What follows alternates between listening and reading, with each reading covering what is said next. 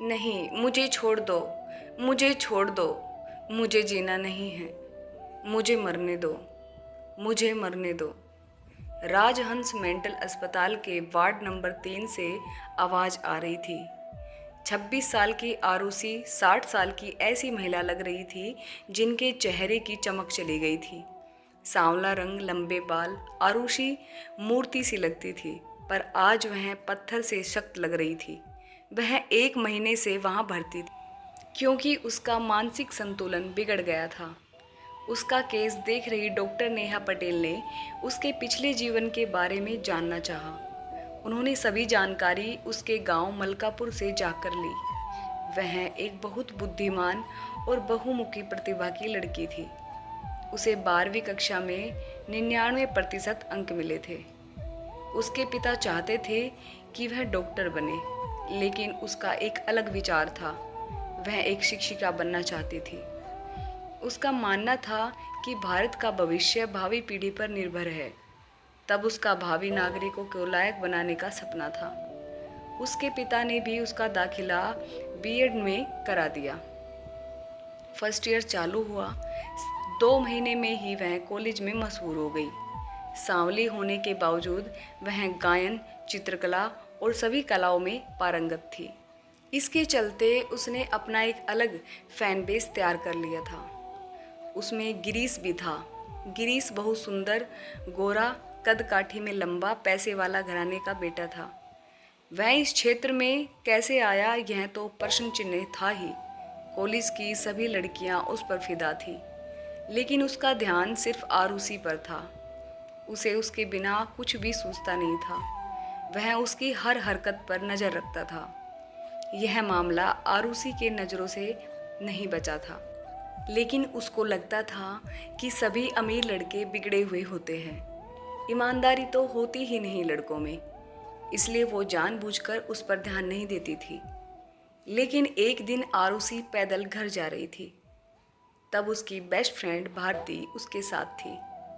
गिरीश ने उनके सामने कार रोकी और आरुषि आगे निकल गई। गिरीश भी गाड़ी से उतर गया और जिद करके आरुषि और भारती को कार में बिठा लिया और दोनों को घर छोड़ आया। उस दिन से उनकी दोस्ती और पक्की हो गई। दोस्ती कब प्यार में बदल गई पता ही नहीं चला। 2 साल के अंदर ही दोनों में गहरा प्यार हो गया। आज रिजल्ट का दिन था, क्योंकि आरुषि कॉलेज में फर्स्ट आई थी। गिरीश भी अच्छे अंकों से पास हो गया। दोनों को नगर पालिका में प्राथमिक विद्यालय में नौकरी मिली। दोनों सेटल हो गए थे और सब कुछ अच्छा चल रहा था। लेकिन एक दिन अचानक गिरीश के पिता ने इन दोनों को एक साथ देख लिया। गिरीश ने अपने प्यार के बारे में सब कुछ बता दिया, लेकिन उसके पिता ने अपने दोस्त की बेटी माधुरी से गिरीश की शादी करवा दी। यह खबर आरुषि तक पहुंची और उस दिन से लेकर आज तक वह इस मौत का दंश झेल रही है। यह सब जानकर डॉक्टर नेहा पटेल को बहुत दुख हुआ। उन्होंने उसकी बहुत मदद की। उचित उपचार का उपयोग करके उसे इस स्थिति से बाहर निकालने में मदद की। करीब 6 महीने बाद आरुषि पहले की तरह सही हो गई। वह एक नए दृढ़ संकल्प के साथ अस्पताल से बाहर आई। उसने खुद को आदिवासी क्षेत्र में स्थानांतरित कर लिया। वहाँ के बच्चों को पढ़ाने, उनकी कठिनाइयों को समझने और उन्हें प्रगति की राह में लाने का बीड़ा उठाया। उसका पुनर्जन्म हुआ था। अब वह इन बच्चों के उद्धार के लिए अपना जीवन बिताने के लिए तैयार थी। अपने हंसमुख और प्यार भरे स्वभाव के कारण वह वहाँ सभी की चहेती बन गई। वह स्कूल में दोहरी अध्यापिका के रूप में कार्यरत थी। वहाँ के प्रिंसिपल भी उसके पिता के समान स्नेही थे। वह उसे अपनी बेटी की तरह मानते थे। दोनों पति पत्नी आरुषि को खूब लाड़ प्यार करते थे। प्राचार्य सेवानिवृत्त होने वाले थे। इससे वह बहुत उदास महसूस कर रही थी। आरुषि को यहाँ बसे हुए अब 2 साल हो गए थे, लेकिन यादों ने उसका साथ नहीं छोड़ा था। कभी कभी वह बहुत दुखी होती, लेकिन आखिरकार वह खुद अपने मन को समझा लेती। आखिर प्राचार्य के सेवानिवृत्त होने का दिन आ ही गया। बेहद भावुक हृदय से उन्हें विदाई दी गई। गांव वालों ने बड़ा आयोजन किया। आरुषि अकेली रह गई। उस दिन वह बहुत रोई। अगले दिन जब वह स्कूल गई तो उसे पता चला कि एक नए शिक्षक स्कूल में आए हैं। सरपंच शिक्षक को स्कूल ले आए। उसे अपनी आंखों पर विश्वास नहीं हो रहा था, क्योंकि वह नया शिक्षक गिरीश था। उसने अपने चेहरे पर कोई भाव नहीं दिखाया। उसने स्वागत समारोह आयोजित किया। सरपंच और ग्रामीण गए समारोह में। अब तो आरुषि से नहीं रहा गया। उसने उससे पूछा, तुम यहाँ क्यों आए हो?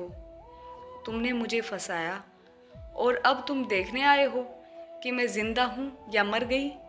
यह कहते हुए उसकी आंखों से लगातार आंसू बह रहे थे। गिरीश की आंखों से भी आंसू बह रहे थे। गिरीश बोला, अरे सिर्फ मुझे एक बार अपना पक्ष रखने का मौका दो। और वह बोलने लगा, पिताजी ने मेरी कुछ नहीं सुनी और मेरी शादी करवा दी। मैंने उसे सब कुछ बता दिया था कि मैं सिर्फ आरुषि से प्यार करता हूँ। मैं तुम्हें अपने दिल में जगह नहीं दे सकता। वह भी कुछ नहीं बोली। वह समझदार थी। 2 महीने बाद बाजार जाते समय अचानक उसका एक्सीडेंट हो गया और वह इस दुनिया से चली गई। मैं क्या करूं? मुझे कुछ समझ नहीं आ रहा था। उसके सारे काम पूरे करके मैंने तुम्हारा पता लगाया और स्थानांतरण आवेदन प्रस्तुत किया। बड़ी मेहनत से मुझे यह स्कूल मिली। तुमसे दूर होकर भी मुझे कभी खुशी नहीं हुई। मैं अपनी बाकी की ज़िंदगी तुम्हारे साथ बिताना चाहता हूँ Arushi. Will you marry me Arushi? Arushi ने जल्दी से गिरीश को गले लगा लिया। गिरीश ने कहा कि नीति को भी यही मंजूर था। दोस्तों, आज की कहानी आपको कैसी लगी? अगर अच्छी लगी हो तो चैनल को सब्सक्राइब कर दीजिए, वीडियो को लाइक कर दीजिए, बेल आइकन को प्रेस कर दीजिए ताकि आगे मैं आप लोगों के लिए अच्छी अच्छी कहानियाँ ला सकूँ। धन्यवाद।